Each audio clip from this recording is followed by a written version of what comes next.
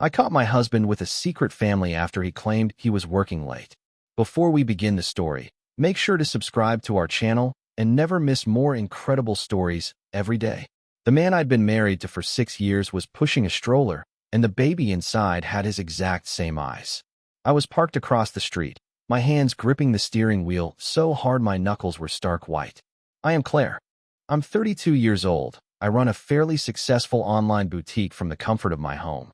And up until 20 minutes ago, I thought I had the perfect life. Mark and I had been married for 6 years. We were the couple our friends envied. We had the beautiful 4-bedroom house in the upscale suburbs, the golden retriever, and the 5-year plan that included trying for a baby of our own next spring. I trusted him implicitly. If you had told me yesterday that my charming, hardworking husband was living a complete double life, I would have laughed in your face and told you to seek psychiatric help. How do you breathe when the person you trust most deletes your reality? You don't. You just sit there and suffocate.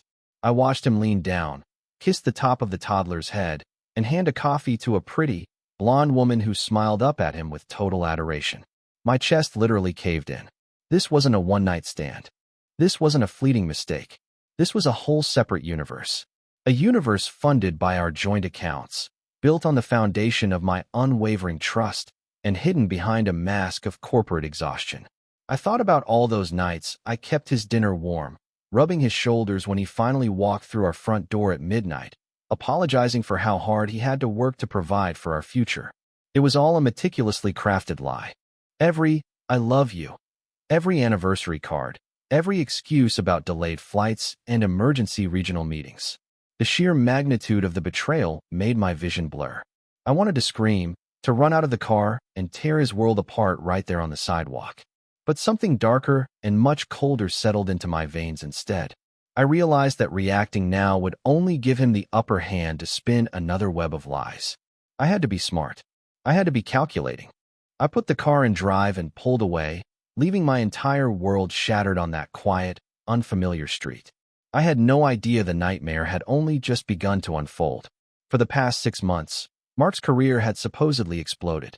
He was promoted to Regional Director of Sales, a title that came with a massive pay bump, a company car allowance, and a grueling travel schedule. "It's going to be brutal for a while, Claire," he had told me, holding my hands across the kitchen island. "But this sets us up for life. For the baby."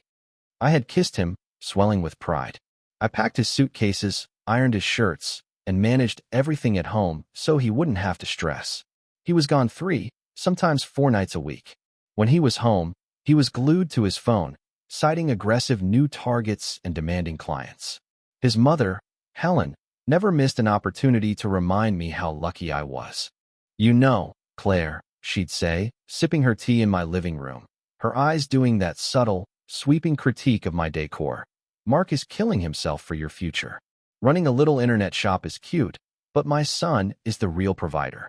You need to make sure this house is a sanctuary for him." I swallowed my pride every single time. "I know, Helen. I'm so proud of him," I would reply, fighting the deep, hollow loneliness that had settled in my bones. I spent my evenings packaging orders and watching Netflix alone, trying to ignore the echoing silence of our large house. I felt guilty for even feeling lonely. He was doing this for us, right? How selfish could I be to complain about his ambition? I bought into the narrative completely. I even defended his absence to my best friend, Sarah, when she pointed out he'd missed my birthday dinner.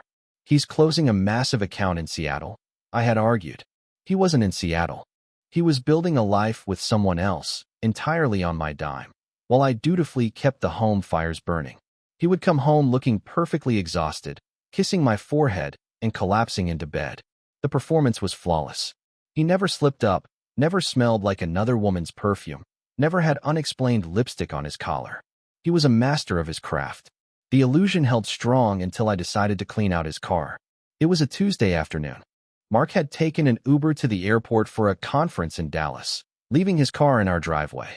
The interior was a mess of coffee cups and gym bags, so I decided to do something nice and take it to the car wash. As I was gathering the trash from the passenger side, a crumpled piece of paper caught my eye, wedged deep between the seat and the center console. I pulled it out, smoothing the wrinkles against the dashboard.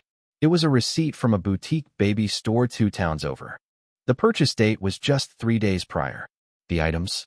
A high-end convertible car seat and an assortment of toddler clothes, totaling over $600. The last 4 digits of the card used didn't match any of our joint accounts. I sat there, the paper trembling in my hand, my mind racing through a dozen innocent explanations. Was it a gift for a coworker? A client? When Mark called that evening, sounding appropriately exhausted from his Dallas hotel room, I casually brought it up. "Hey, honey," I said, keeping my voice light. "I was cleaning out your car and found a huge receipt for baby stuff. Did you buy a gift for someone at the office?" There wasn't even a fraction of a second of hesitation on his end. "Oh yeah, I completely forgot to tell you," he chuckled smoothly. Dave from accounting just had his second kid. A few of the guys and I pooled some cash together, and I was the one who drew the short straw to actually go buy the stuff. I used my corporate expense card. The company is reimbursing half of it as a congratulatory gift. It sounded so perfectly logical, so boringly corporate. Dave from accounting did just have a baby. I knew that. Mark's tone was completely relaxed, completely normal. He even asked me if I thought a car seat was a good gift or if he should have gone with a stroller. He gaslit me so flawlessly that I ended up apologizing for being nosy. I threw the receipt in the trash and mentally berated myself for jumping to crazy conclusions. I told myself that I was just letting my loneliness breed unnecessary insecurity. I needed to be a better, more trusting wife. I went to sleep feeling relieved, unaware of the trap I was in. But a tiny voice in my head refused to let the lie die. I tried my absolute hardest to let it go, to bury that nagging suspicion under a mountain of daily routines and online business orders. But my gut was screaming at me. Something about the way he had answered so quickly, almost too perfectly, gnawed at the edges of my sanity. 3 days later, I was sitting in my kitchen with Sarah, my best friend since college. Sarah is fiercely protective, highly cynical, and works in cybersecurity. Over a second glass of Pinot Noir, I confessed the whole thing about the car seat receipt. "You think he's hiding something?" she asked, her eyes narrowing as she set her glass down. "No," I lied, rubbing my temples. "I think I'm just being paranoid because he's never around. Dave really did have a baby." Sarah hummed, unconvinced but willing to let it slide for my sake. "Look, if you're worried, just check his phone next time he's home. But honestly, Claire, Mark loves you. He's probably just stressed." We brushed it off, chalking it up to my isolation and overactive imagination. I promised myself I wouldn't become the crazy, snooping wife. I wouldn't violate his privacy over a stupid gift for an accountant. I held on to that promise for exactly 4 days. Mark came home from his trip, threw his keys on the counter, and immediately jumped into the shower. His phone, which he usually kept glued to his side, was left sitting on the kitchen island. As I walked past to grab a glass of water, the screen lit up with a push notification. It wasn't a text message. It was a calendar reminder. The alert read, "Chloe and Leo, dentist appointment, 3 p.m. I stared at the screen, the blood draining from my face. Who the hell were Chloe and Leo? And why would Mark, a regional sales director who supposedly barely had time to eat, have a dentist appointment for them programmed into his personal calendar? I grabbed the phone, my heart hammering a frantic rhythm against my ribs. I tried to swipe open the notification, but his passcode had been changed. The old code, our anniversary, failed. My hands shook uncontrollably as I realized my husband had locked me out. That night, Mark slept the deep, heavy sleep of the supposedly overworked. I lay rigidly awake, staring at the ceiling until 2 a.m.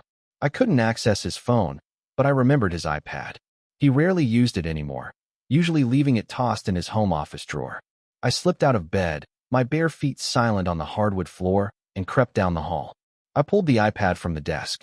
To my absolute shock, it wasn't passcode protected. He hadn't bothered to update the security on his old device. My fingers flew across the screen. His regular email was perfectly clean. His texts were just work group chats and my messages. But then I opened the browser. He had left a tab open in private browsing mode, but the page hadn't refreshed. It was a login portal for a bank we did not use. I recognized the logo, a regional credit union. I couldn't log in, but I didn't need to. I went to the iPad's mail app and dug into the hidden folders. There, buried under an archived folder labeled spam/promos, was a secondary email account I had never seen before. Stevenson88@mail.com. I tapped it, and my breath caught in my throat. It was full of e-statements for a credit card. I opened the most recent PDF. The billing address wasn't our home. It was an apartment complex in a town 20 miles away. The purchases were a horrific mosaic of a life I wasn't part of. Groceries at a local market. Utility bills. Payments to a preschool. A charge for a family portrait studio. Over $3,000 in a single month. Paid off entirely from an external account I couldn't trace. How do you process the fact that your husband is buying diapers and paying gas bills for another household? I sat on the floor of his office, the glow of the screen illuminating my tear-streaked face. He wasn't just having an affair, he was running a parallel existence. Every late night, every canceled weekend, every business trip was meticulously documented right here in black and white financial statements. I took out my phone and began photographing every single piece of evidence. The next morning, I made his coffee exactly how he liked it. I smiled, kissed his cheek, and listened to him complain about an impending emergency board meeting that would keep him at the office until midnight. "Don't wait up, babe," he said, adjusting his tie in the mirror. "It's going to be a bloodbath with the executives." "I won't," I replied, my voice remarkably steady for a woman whose heart was screaming. "Good luck tonight." As soon as his car pulled out of the driveway, I called Sarah. I didn't cry. I didn't fall apart. I just told her to pick me up at 6 o'clock and to bring her darkest sunglasses. We parked 3 blocks away from Mark's corporate office building in Sarah's unassuming gray Honda. At 6:15 p.m., Mark walked out the front doors. He wasn't carrying a briefcase full of board materials. He was carrying a bouquet of flowers and a pink bakery box. "Son of a bitch," Sarah whispered, gripping the steering wheel. We watched him get into his car. When he pulled out of the parking garage, he didn't turn left toward the highway that led to our suburb. He turned right. We stayed 2 cars behind him, the tension in the cabin so thick it was hard to pull oxygen into my lungs. He drove for 45 minutes, crossing the county line and heading into a quiet, modest neighborhood lined with oak trees and townhouses. He wasn't rushing. He drove with the casual familiarity of a man going home. He knew exactly which turns to make, which potholes to avoid. "Claire, are you sure you want to do this?" Sarah asked softly as we turned onto a street named Maple Drive. "If we keep going, there's no unseeing whatever happens next." I didn't look at her. My eyes were locked on the taillights of my husband's SUV. "Keep driving," I ordered, my voice sounding like a stranger's. He pulled into the driveway of Unit 42. We parked across the street, killing the engine and sinking low into our seats. He walked up the path, unlocked the front door, and walked right in. We sat in the suffocating silence of Sarah's car. 10 minutes passed. Then 20. I watched the windows of Unit 42 glow with warm, yellow light. I could see the silhouette of someone moving in the kitchen. My husband. My Mark. The man who had vowed to protect me, who had promised me a family of our own, was currently in someone else's kitchen, probably unpacking that pink bakery box. Suddenly, the front door swung open. The scene that unfolded on that porch will be burned into my retinas until the day I die. Mark stepped out into the evening air, laughing. A woman followed him out. She was young, maybe 28, with long, wavy blonde hair and a casual sundress.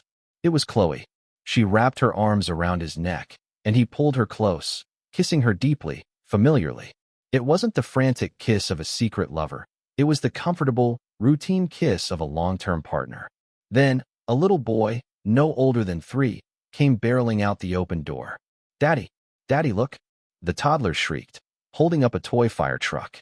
Mark broke the kiss, a massive, genuine smile spreading across his face.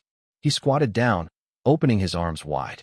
The boy ran straight into them, and Mark lifted him into the air, spinning him around while the woman laughed adoringly. "Did you miss me, Leo?" Mark cooed, burying his face in the child's neck. I couldn't hear the rest. The roaring in my ears drowned out the world. I was watching my husband play house with his secret family. The baby receipt, the dentist appointment, the credit card statements. It all slammed into me with the force of a freight train. He wasn't just cheating. He had a completely separate life. He was a father, a fiancé, a stranger. The sheer audacity, the intricate level of deception required to maintain this, paralyzed me. I couldn't move. I couldn't speak. I just sat there and watched my reality disintegrate. Sarah reached over and grabbed my trembling hand as I finally started crying. I broke down completely in the passenger seat of that Honda. It wasn't a delicate, silent weeping. It was ugly, guttural sobbing that tore up my throat and left me gasping for air. Sarah didn't say a word.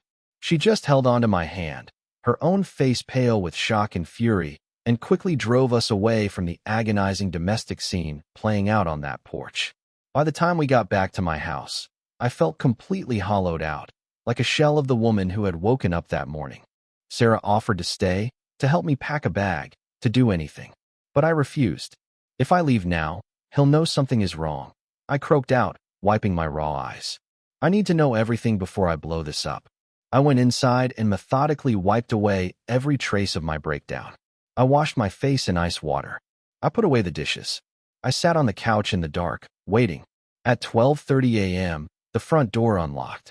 Mark walked in, loosening his tie, a look of manufactured exhaustion plastered perfectly on his face.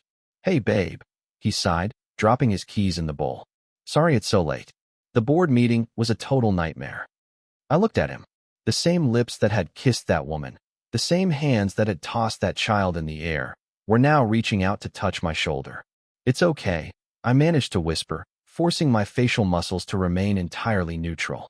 "You look tired. Let's go to bed." We walked upstairs. He brushed his teeth in our master bathroom.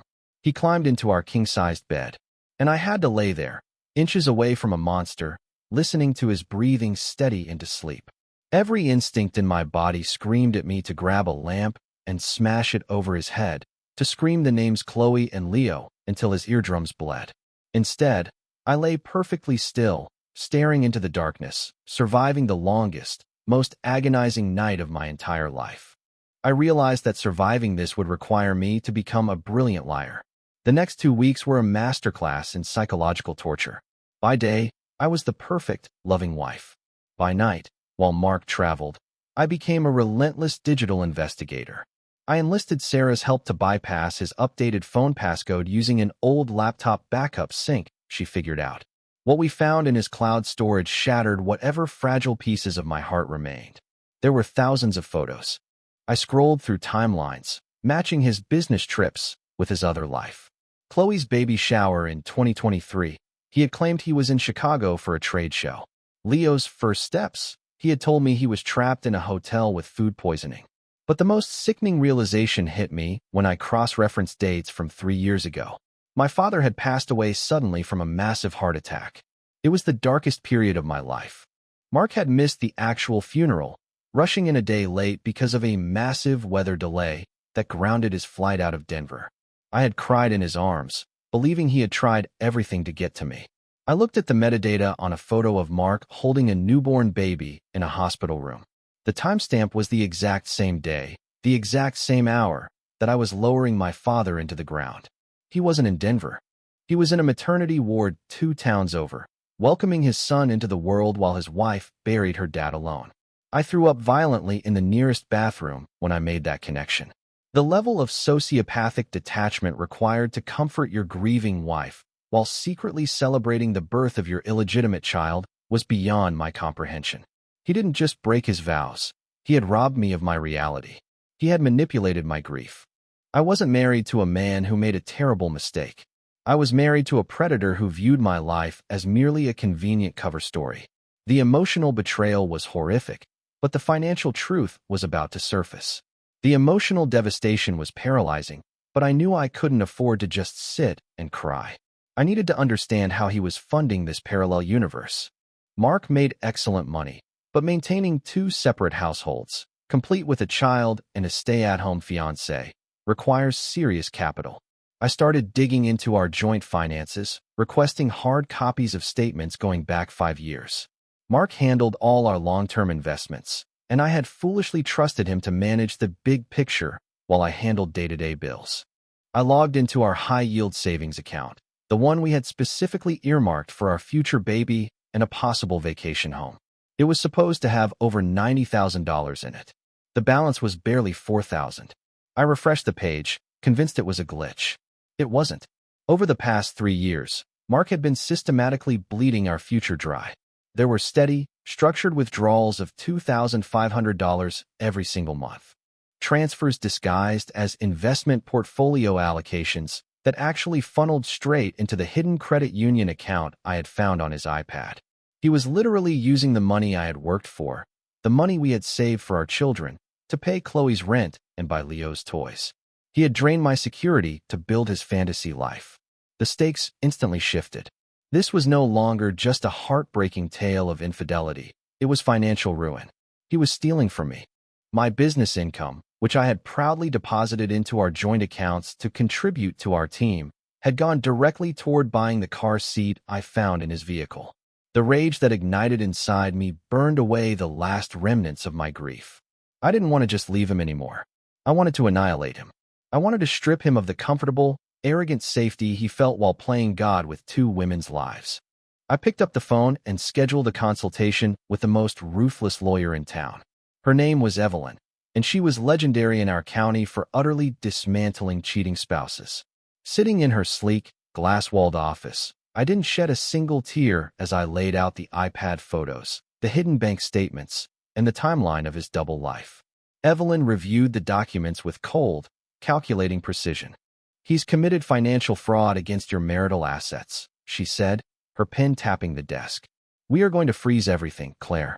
But I need you to stay in the house. I need you to play the perfect, oblivious wife for 2 more weeks while we secure court orders and forensic accountants." I became a ghost in my own marriage. When Mark came home from his trips, I smiled warmly, asked about his clients, and cooked his favorite meals. I washed the laundry that sometimes smelled faintly of baby powder. It was an out-of-body experience. Every time he kissed me, I felt absolutely nothing. Behind the scenes, I was a machine. I quietly opened a new, private bank account and diverted all my business income there. I took photographs of every valuable item in our home, logged every password, and made copies of his passport and tax returns. I even went to the post office and intercepted a piece of mail addressed to him from a jeweler, a receipt for an engagement ring. He was planning to officially marry her. The audacity was breathtaking. Meanwhile, my snooty mother-in-law, Helen, kept stopping by to inspect my housekeeping. Mark looked so tired on Sunday. She lectured me one afternoon, running her finger over a supposedly dusty bookshelf. "You really need to be more supportive, Claire. A man like him needs a strong anchor at home." I just smiled at her, my teeth clenched so tight my jaw ached. "You're absolutely right, Helen," I replied sweetly. "I'm planning something very special to show him how much I appreciate everything he does." Our 6th wedding anniversary was just around the corner, and I had the perfect venue. Our 6th anniversary fell on a Saturday. Predictably, Helen had inserted herself into the plans, insisting that she host a lavish family dinner at her country club to celebrate her perfect son and his successful marriage. Normally, I would have fought this, wanting a private evening, but this year, it was the greatest gift she could have ever given me. A public stage, filled with his family, his colleagues, and his proud mother. Mark was thrilled. "It'll be great, babe," he said, kissing my temple. "A nice dinner, some champagne. You deserve to be celebrated for putting up with my crazy schedule." The irony almost made me laugh out loud. I spent the week finalizing the legal traps with Evelyn. The temporary restraining orders on our assets were signed and sealed, ready to be served on Monday morning. I had everything I needed to destroy him legally, but I needed to destroy him personally. The day before the dinner, I drove to the town 2 counties over. I didn't park outside Chloe's townhouse this time.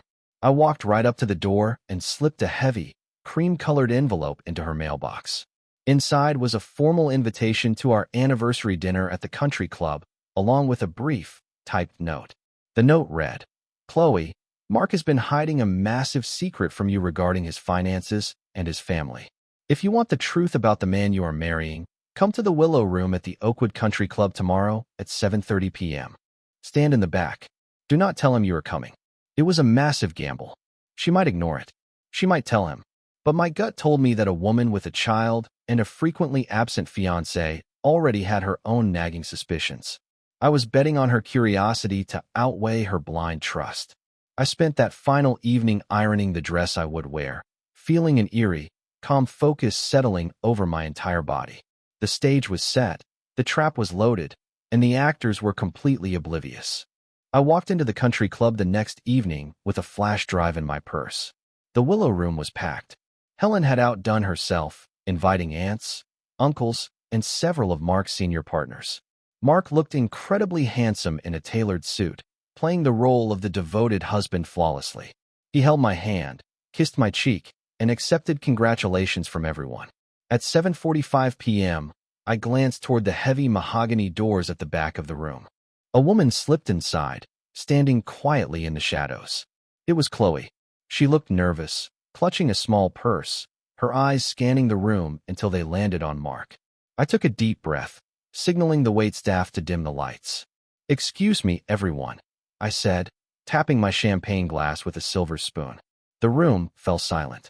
"Before we eat, I wanted to share a little presentation, a reflection of Mark's incredible hard work this past year." Helen beamed, patting Mark's shoulder. Mark grinned, looking slightly embarrassed but deeply pleased. I plugged the flash drive into the projector. The first slide was a beautiful photo of us on our wedding day. A collective "ah" echoed through the room. "Mark travels so much for us," I said, my voice projecting clearly. I clicked the remote. The screen flashed to a side-by-side image. Mark's corporate travel itinerary to Chicago, next to a photo of him at Chloe's baby shower on the exact same date. The room went dead silent. "He works so incredibly hard," I continued, clicking again. The screen showed the hidden bank statement, highlighting the $90,000 drained from our joint savings. Mark stood up, his face draining of all color.